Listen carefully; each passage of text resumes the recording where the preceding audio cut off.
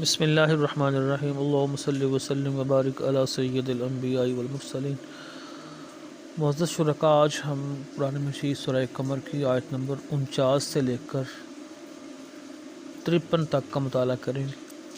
نحمدہ ونصلی ونسلم علی سیدنا و مولانا محمد رسولہ النبی الکریم الامین، اما بعد۔ ان آیات بینات میں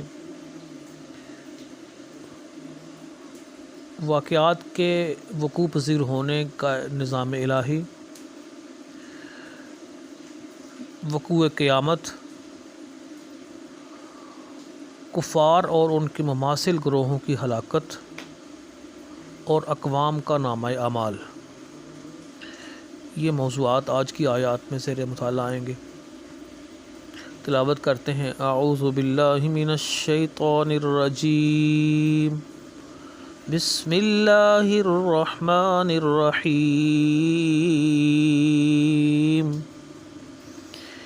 انا کل شیء خلقناہ بقدر،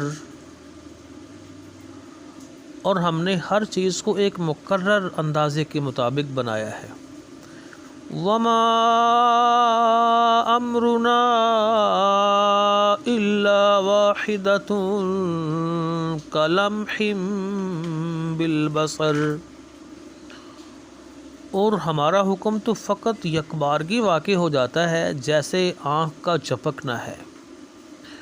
وَلَقَدْ أَهْلَكْنَا أَشْيَاعَكُمْ فَهَلْ مِن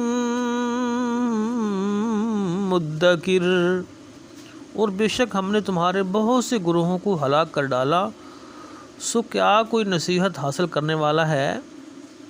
وَكُلُّ شَيْءٍ فَعَلُوهُ فِي الزُّبُرِ، اور جو کچھ بھی انہوں نے کیا اعمال ناموں میں درج ہے۔ وَكُلُّ صَغِيرٍ وَكَبِيرٍ مُسْتَطَرٍ،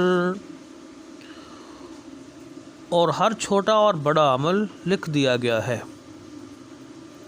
معزز سامعین، اس سے پہلے جو آیات رب ذوالجلال کی موجود ہیں، آیات بینات، ان کے اندر رب ذوالجلال نے کفار مشرکین کے حوالے سے فرمایا کہ تمہیں عنقریب غزوہ بدر میں شکست دی جائے گی، تم پہ اہل حق غالب آ جائیں گے اور تم میدان جنگ سے بھاگ نکلو گے، اور ساتھ ہی قیامت کی ہولناکی کا تذکرہ کیا کہ وہ غزوہ بدر میں، میدان بدر میں تمہاری شکست، یہ بھی تمہارے لیے ایک بہت بڑی عبرتناک شکست ہوگی، اور اس کے علاوہ جو سب سے بڑی تمہاری ہلاکت و بربادی ہے، اس کے لیے قیامت کا دن وقوع پذیر ہونے والا ہے۔ قیامت کی ہولناکی کو بیان کر کے آج جو آیات بینات ہم نے پڑھی، ان کے اندر رب ذوالجلال نے وقوع قیامت اور مختلف جو واقعات ہیں ان کے تخلیق اور ان کے وقوع پذیر ہونے کے حوالے سے نظام الہی بیان کیا ہے۔ نظام الہی کیا ہے؟ رب ذوالجلال فرماتے ہیں کہ ہم ہر شے کو ایک اندازے کے مطابق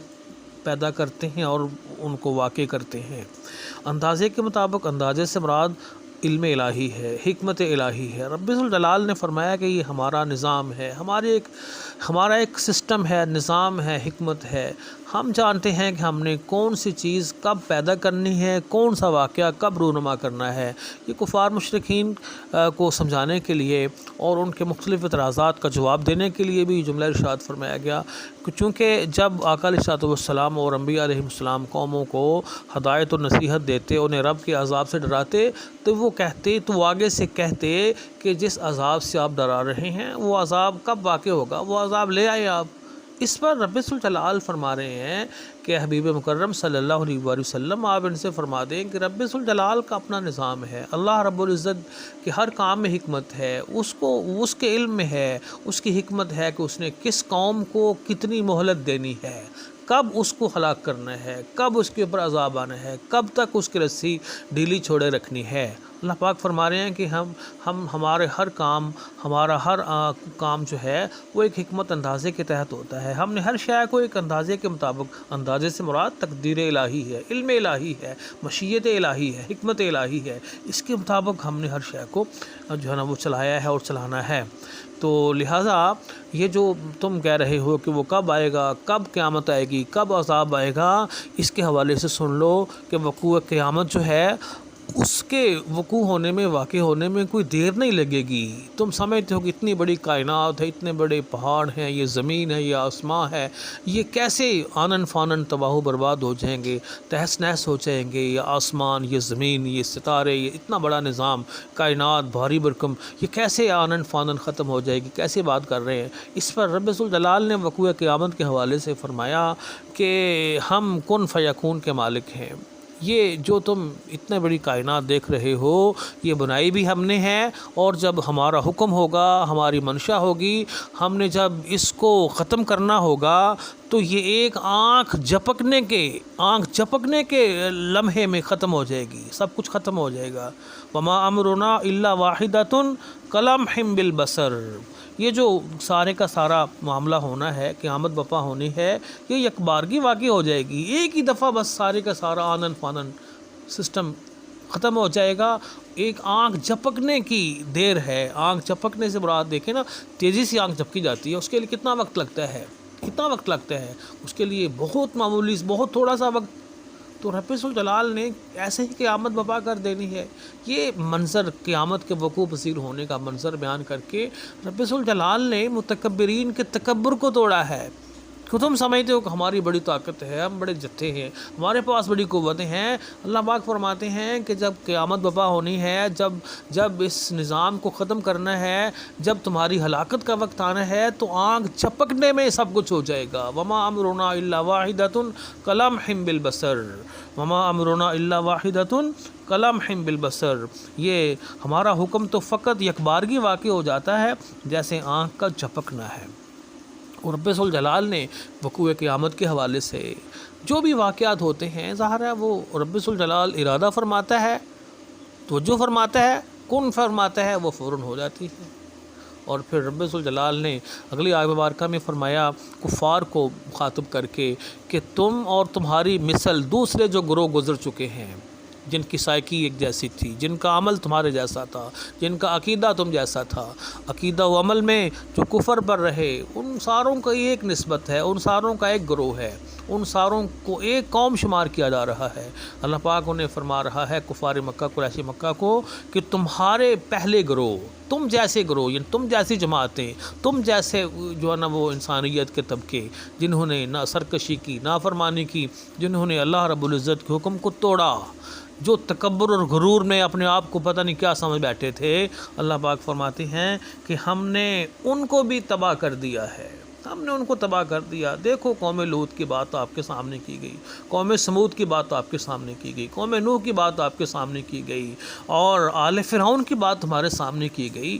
اتنے بڑے بڑے متکبر مغرور جو طبقے، گروہ اور قومیں تھیں، ہم نے ان کو بھی تباہ و برباد کر دیا، اور ان سب کو اشیاءکم کہہ کر کفار مشرکین کو آپس میں مماثل کر دیا ہے۔ مطلب یہ ہے کہ قیامت تک آنے والے اس کماش کے جتنے بھی گروہ طبقے ہوں گے، وہ بھی یاد رکھیں کہ ہم نے ان جیسے پہلوں کو تباہ کر دیا، ہلاک کر دیا، ان کے غرور تکبر کی وجہ سے، تو انہیں بھی جب ہم چاہیں گے، جب ہمارا حکمت کا نظام تقاضا کرے گا، جب ہماری مشیت میں ہوگا، ان کو بھی ہم تباہ و برباد کرتے رہیں گے۔ لہذا غرور تکبر کس بات کا؟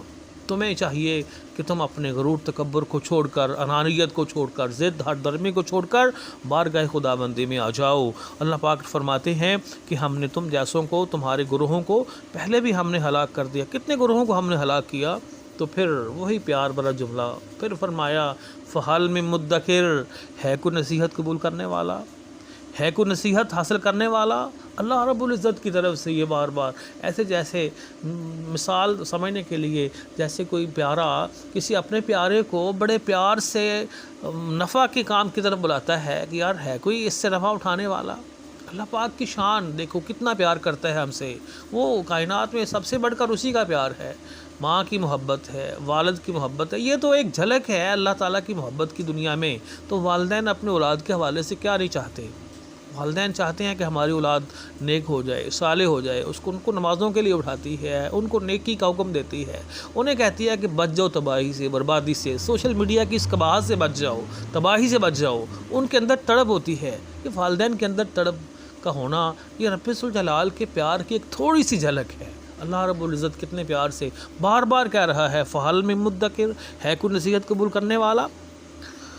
رب ذوالجلال نے پھر آگے فرمایا کہ یہ جو ہم نے قوموں کو تباہ کیا یہ ویسے نہیں کیا، ان کا نامہ اعمال مرتب ہوا، ان کے نامہ اعمال میں ہر شے، ہر عمل جو انہوں نے کیا وہ ان کے نامہ اعمال میں، ان کی کتابوں میں درج کر دیا گیا ہے۔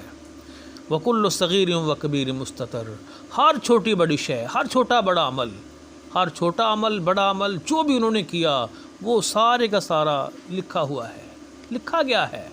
اب ہمارا انفرادی عمل بھی لکھا جا رہا ہے اور ہمارا قومی نامہ اعمال بھی لکھا جا رہا ہے۔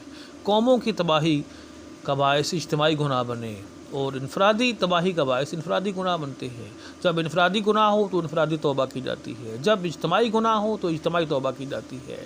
اللہ رب العزت کی بارگاہ میں دعا ہے کہ رب ذوالجلال ہمیں قرآن مجید کی ان آیات کو سمجھ کر اپنی زندگیوں کو حق کی طرف لانے اور تباہی سے بچانے کی توفیق عطا فرمائے۔